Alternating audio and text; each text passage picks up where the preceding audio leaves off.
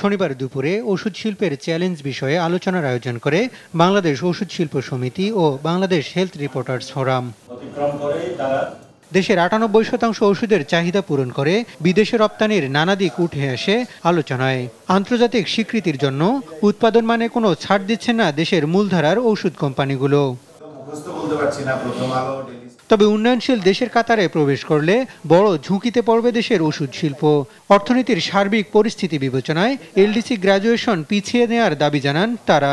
প্রথমে গ্র্যাজুয়েশনটা ঠেকানো, গভর্নমেন্টের অ্যাপ্লাই করা উচিত। যদি এই গভর্নমেন্ট না করেন তাহলে ডেফিনেটলি নেক্সট গভর্নমেন্ট, যেটা ইলেক্টেড গভর্নমেন্ট আসবেন, ওনাদের এলডিসি গ্র্যাজুয়েশনটা পিছাতে হবে। অ্যারাউন্ড 1000 প্রোডাক্ট, এটা হইলে হবে কি রেজিস্ট্রেশনটা ডিজিডিএ করে রাখলো। বাংলাদেশের মানুষ পরে যখন প্রয়োজন হবে আস্তে আস্তে দরকার পড়লে আরেক কমিটি দিয়া ওটাকে ইন্টারনাল একটা কমিটি দিয়ে পাশ করায়নি।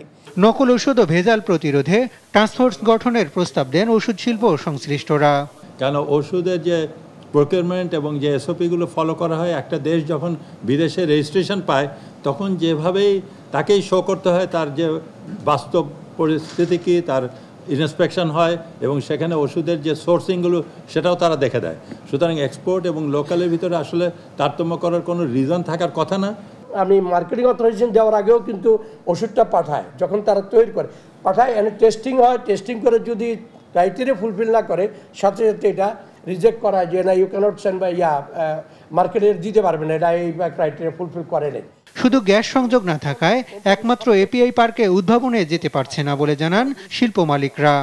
ডিস্ট্রয় করতে হয়। হাসান আল মাহমুদ, দেশ টিভি, ঢাকা।